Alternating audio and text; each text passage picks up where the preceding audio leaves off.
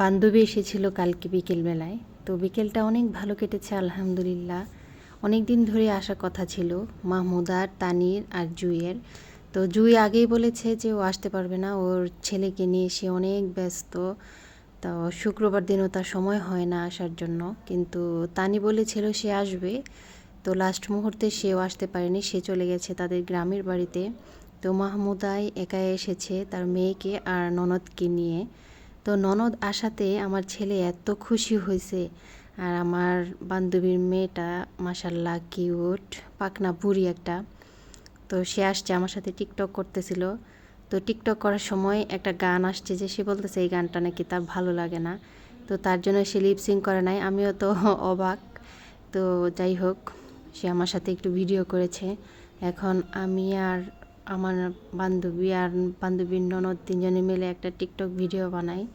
তো ভিডিওগুলো যেহেতু আপনাদের সাথে শেয়ার করতে পারবো না, টিকটকে সাউন্ডে যদি প্রবলেম হয়, তার জন্য ভিডিওতে অ্যাড করে দিলাম। আসলে বান্ধবী আসলে কোন দিক দিয়ে যে সময় চলে যায় আমি নিজেও জানি না। ও আসলে আমার খুব ভালো লাগে। ওরে আমি প্রায় সময়ই বলি যে তুমি আসো, চলে আসো। তো বাচ্চাদের বাচ্চাদের জন্য সেও আসতে পারে না। আর ওর বাসা আর আমার বাসা কিন্তু খুব বেশি একটা দূরে না, কাছাকাছি একদম। ইচ্ছে করলে সেও আসতে পারে, আমিও যেতে পারি, আমিও ব্যস্ততার কারণে ওদের বাসায় যেতে পারি না। হ্যালো এভরিওয়ান, আসসালামু আলাইকুম। কী অবস্থা সবার, কেমন আছেন? আশা করছি সবাই খুব ভালো আছেন। তো আমি বান্ধবীকে বাইরে রেখে ভেতরে আসলাম একটু নাস্তা বানানোর জন্য। তো এদিকে আমার মেয়ের সাথে আমি একটু দুষ্টামি করছিলাম। তো তাড়াহুড়ো করে ওদেরকে একটু নাস্তা বানিয়ে দিয়েছি। নুডলস রান্না করেছি চিকেন দিয়ে, আর সেমাই রান্না করেছি, আর একটু ফ্রুটস কেটে দিয়েছি, এইটুকুই। এত গরম লাগছিল পরশুদিন, কালকে বিকেলটা কিন্তু অনেক গরম ছিল। সারাদিন ঠাটা পড়া রোদের পরে বিকেলে অনেক গরম ছিল, গরম লাগতেছিল খুবই রান্না করে। তো এই তো আমার রান্না প্রায় অর্ধেক শেষ, কমপ্লিটের দিকে। তো ওইদিকে আমার বান্ধবী ডাকাডাকি শুরু করে দিছে যাওয়ার জন্য। ওইখানে যাব একটু পরে, বলতেছি আসি, আমি একটু আসি, একটু পরে আসতেছি।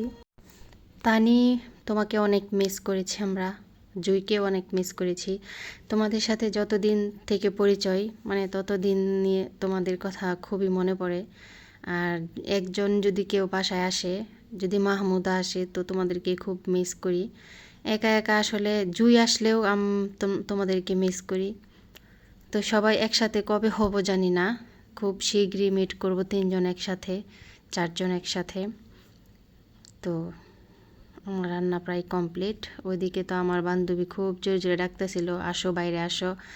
একদম সন্ধ্যা হয়ে যাচ্ছে, সন্ধ্যা হয়ে গেলে তো ভিডিও ভালো আসে না, কোনো ভিডিও করা যাবে না। আর ঘরের ভিতরে হইতেছিল অনেক গরম, এক এসি রুমে বসে থাকতে হয়, না হলে তো অন্য আর কোথাও যাওয়ার কোনো নাই গরমের জন্য।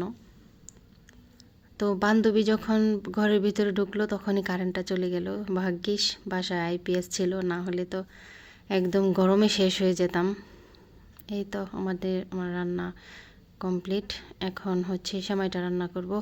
কে কীভাবে সেমাই রান্না করে আমি জানি না, কিন্তু আমি আগে দুধটা ভালো করে ফুটিয়ে সব কিছু দিয়ে, বাদাম টাদাম দিয়ে সব কিছু দিয়ে ফুটিয়ে বাটিতে বা একটা এতে ঢেলে তারপরে ওটার ভিতরে উপরে সেমাইটা দিয়ে দিই।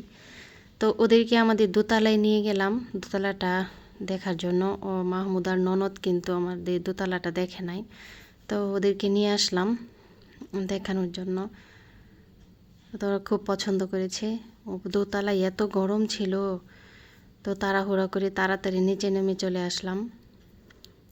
এখন যাওয়ার পালা। তো অতটুকু সময়ের ভিতরে নাস্তা খাওয়ার ক্লিপটা আসলে নেওয়া হয়নি। তো মাহমুদা চলে যাচ্ছে, আমার খুব খারাপ লাগতেছিল। তো বললাম যখন মন চায় তখনই চলে আসবা, কোনো সমস্যা নাই। তো এই বলে আমরা ওকে বিদায় দিচ্ছিলাম, সবাই আসতেছিল। আর আমার ছেলে তো কি কান্না! মাহমুদা যাওয়ার পর 1 ঘন্টা পর্যন্ত আমার ছেলে কান্না করছে, কিন্তু মাহমুদাকে ফোন দিয়েছিলাম কথা বলার জন্য আনিশার সাথে, কিন্তু সে ঘুমিয়ে পড়েছিল, ফোনটা রিসিভ করতে পারে নাই। তো ওকে কোলে নিয়ে ওর ননদ কিন্তু দোকান পর্যন্ত চলে গেছিল, ওখান থেকে বিদায় দিয়েছি। তো ওখানে যাওয়ার পরে আমার ছেলে অনেক কান্না করছে মাহমুদা। তো আল্লাহ হাফেজ, ভালো থাকবেন সবাই।